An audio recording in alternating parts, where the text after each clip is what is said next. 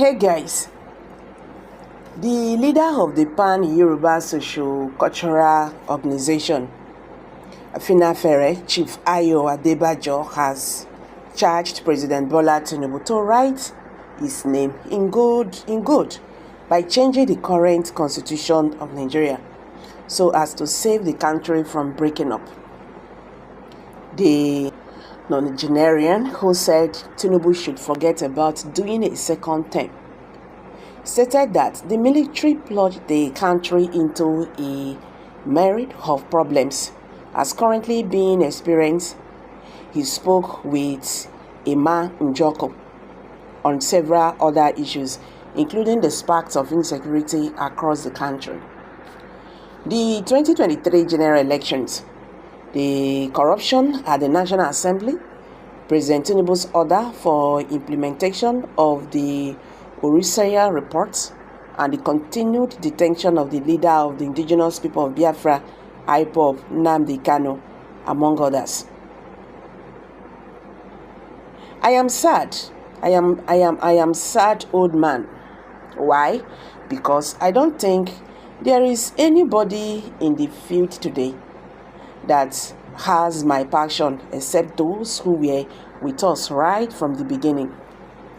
All those who are talking today are merely supporting what we did.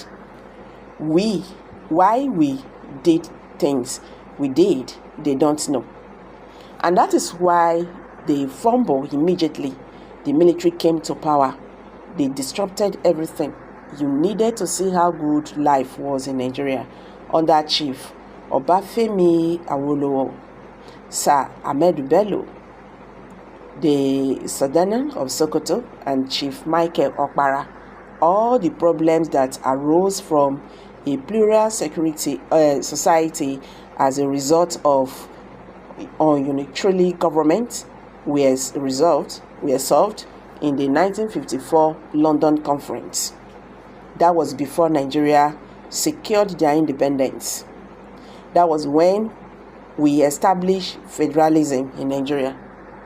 There was allocation of revenues on the basis of diversion, state police, local government police, the evolution of power, and all these things people are now arguing about were all settled.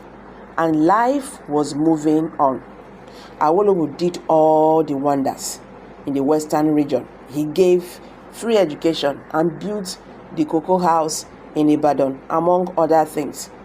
The Southern built the Ahmed Bello Stadium in Kaduna and other infrastructure in the northern region.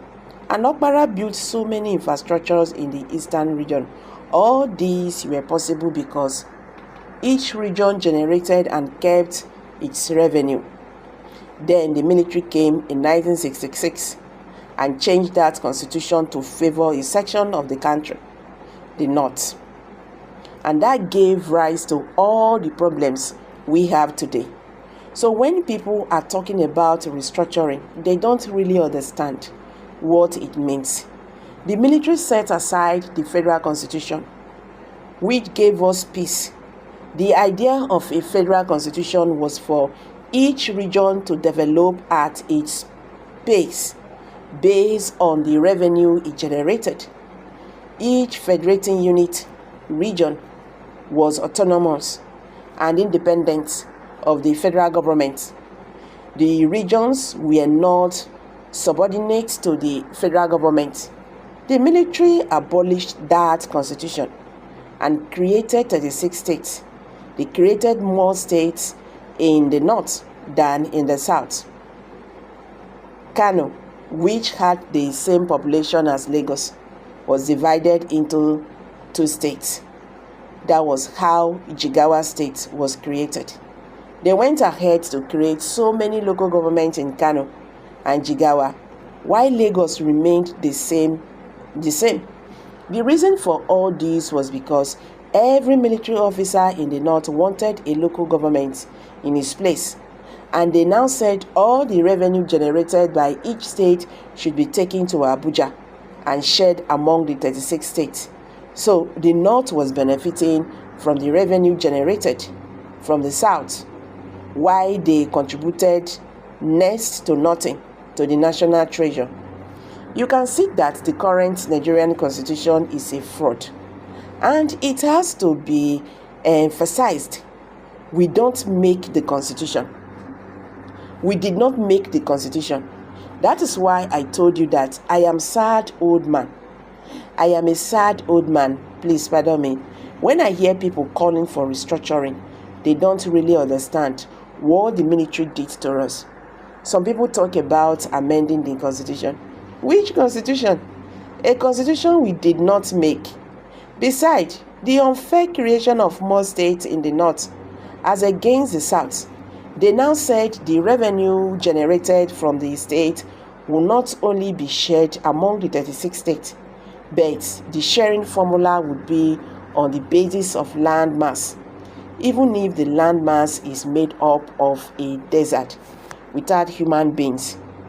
So, Lagos and the rest of the West, in fact, the entire South that generates bulk of the revenue will get the least allocation.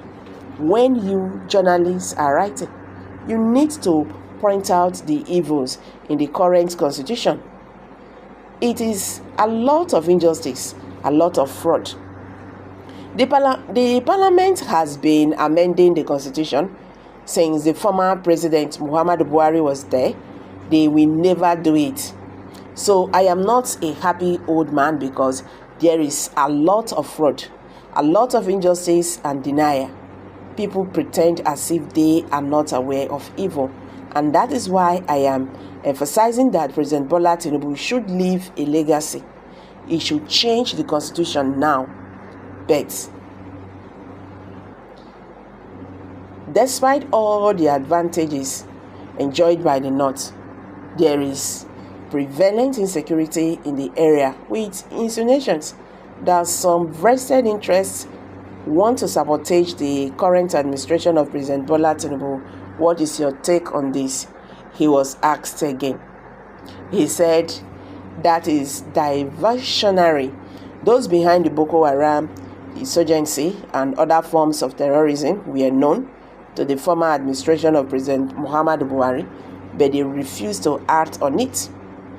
Okay, so guys, what's your take on this? What do you think about what he has just said about the Nigerian constitution, and if President Bola Tinubu can just write his name on gold, with gold, change the constitution and do the needful?